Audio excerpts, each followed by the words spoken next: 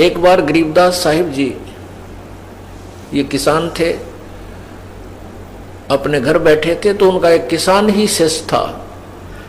वो आकर कहने लगा, महाराज जी आपके विचार सुनते हैं तब तक तो ये मन कति दुबका बैठा रहता है, सारी आंवर ले है। ठीक है महाराज जी, सही कह रहे हैं, बिल्कुल ऐसे करूंगा। और यहाँ से बाहर जाते इसकी वही वाईफाई हो जाए तो जाते ही वही विचार इसके नो के नो कर्म उसी तरह खेचा तानी रखे, इसका के समाधान हो प्रभु। तब उन्होंने बताया कि आपके पास 2 बैल हैं। हाँ जी। एक बैल दूसरे को मारता है, चारा भी नहीं चरने देता है। तो वो कहता है, किसान बिल्कुल सही कह रहे हो जी, तो आप क्या करते हो दूसरे बैल को चारा चराने के लिए? तो कहता जी जैसे खेत में हम ले जाते हैं, एक टोकरे में इकट्ठा ही चारा चराना होता है, तो मैं डंडा लेकर बैठ जाता हूँ और या उसको करड़ा बांध देता हूँ टाइट, जो फूफा गणी करे दूसरे को खाने नहीं देता, तो उसको इतना टाइट बांध देता हूँ उसका मुंह उस टोकरे तक पहुँचता है और दूसरा आराम से खा लेता है। तो इसलिए परमात्मा कहते हैं ये मन और आत्मा 2 इकट्ठे जोड़ रखे हैं इस काल भगवान ने। ये 2 बैल है।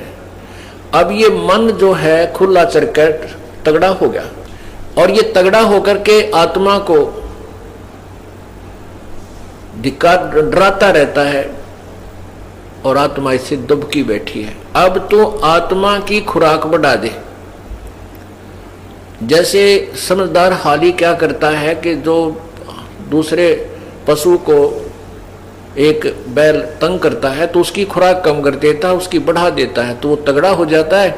उस शरीफ ने तो मारना ही नहीं उसको, शरीफ बैल है वो नहीं मारता कभी दूसरे को। वो तगड़ा जब हो जाता है तो वो दूसरा कमजोर हो जाता है, तो उसकी आप ही मतना पड़ती है उस तगड़े की तरफ सींग सांग पिनान की। तो इसी प्रकार परमात्मा कहते हैं कि जब तुम आत्मा की खुराक बढ़ा दोगे या मजबूत हो जाएगी, तगड़ी हो जाएगी, फिर ये मन इसके अनुकूल होने लग जाएगा। मन इसको आत्मा इसको घसीट लेगी, अपने साथ घसीटती रहेगी और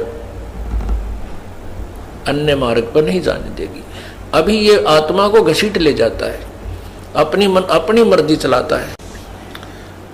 इसलिए पुण्यात्माओं सत्संग में आने से ज्ञान होता अपने को कि हमने क्या करना चाहिए